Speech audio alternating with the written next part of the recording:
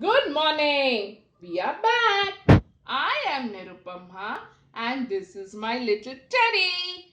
We visit you all on every Sunday with stories from around the world. Today is Monday and we are celebrating India's Independence Day. You know what? Yesterday, when I was talking to my grandparents and my uncles, I came across a few facts which I was really not aware of. And Teddy and myself would like to share these facts with you. Are you ready?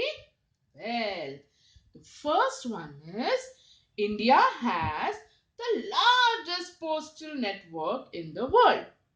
The floating post office in Dal Lake, Srinagar, was inaugurated in August 2011. And we also came to know that in 2011, Kumbh Mela was the largest gathering of people with over 75 million pilgrims. The gathering was so huge that the crowd was visible from space. Wow! Wasn't that interesting? Then we also came to know that Chirapunji, also a part of Meghalaya, holds the record for the most rainfall in the calendar year of 1861. Coming back home, one of my uncles also told me that Bandra Worli ceiling has steel wires equal to the Earth's circumference. Oh my God! And we also came to know that the first rocket was so light and small that it was transported on a bicycle to the Tumba launching station in Trivandrum, Kerala. And you know what? India is the world's second largest English speaking country. I always used to get scared of maths until and unless my grandmother told me about Shakuntala Devi. You know what? Shakuntala Devi was a human calculator. She demonstrated the calculation of two 13-digit numbers which were picked up randomly. She answered them correctly within 28 seconds. Wow! Wasn't that great?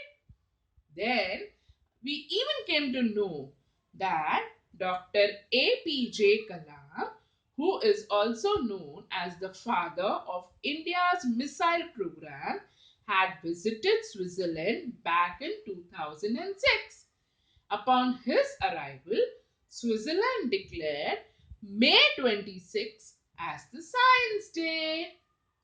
Then we also came to know that Rabindranath Tagore is credited not only for writing the Indian national anthem Janagana Mana but the Bangladeshi national anthem too, Amar Sonar Bangla as well. Wow! So many interesting facts, and we were so ignorant about them, weren't we, Teddy? Well, my grandparents also told me that India had to struggle a lot for its independence. And my grandmom also narrated to me an incident. Would you like to know? Well, this incident was known as the Jallianwala Bagh massacre, which is also known as the Amritsar massacre, which took place on 13th of April 1919. You know what had happened on that day?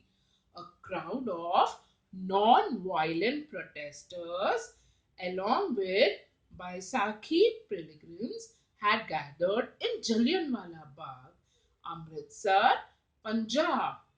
And then the British Indian Army, under the command of Colonel Dyer, was there.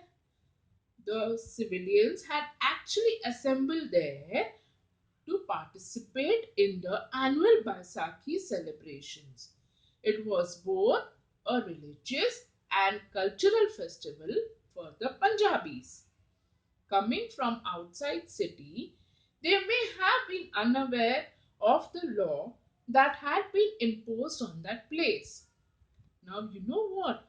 On hearing that a meeting had assembled at Jallianwala Bagh, General Dyer went with 50 Gurkha troops to a raised bank and ordered to shoot the crowd. But you know what the general did?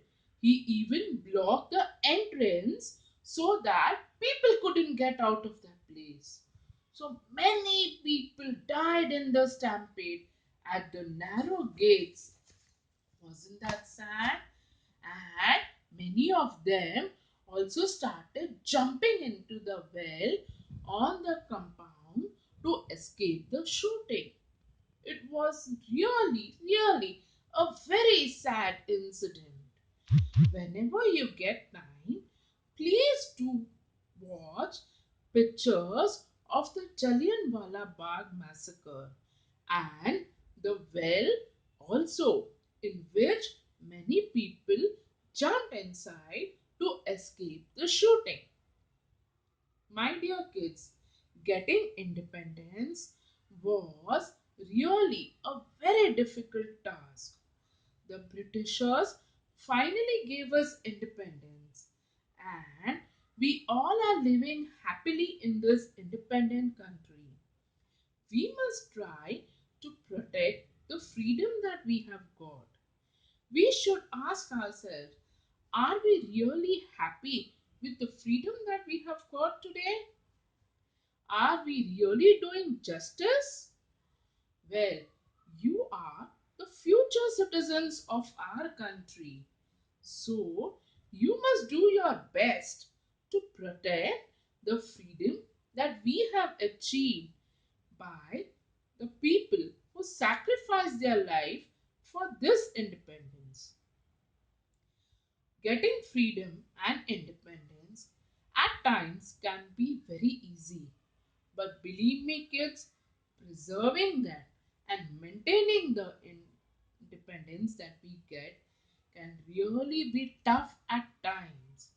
So, you, the future citizens of our country, should take an oath today that we shall try our level best to maintain the freedom that we have got by acting as and by behaving as good citizens of India. We should respect all the religions. We should take care of the cleanliness of our surroundings as well as of our city. And we should treat everybody equally. We should never ever discriminate, saying that he is very rich and she is very poor. No, it should never be like that. Remember the lives that people sacrificed so that we can enjoy this freedom. So, my dear kids, let's take an oath that we shall try our level best to maintain and secure this freedom that we have got. Isn't it, Teddy? This was all for this Monday. We shall meet you again on next Sunday with yet another story. Till then, Jai Hind! Bharat Mata Ki Jai!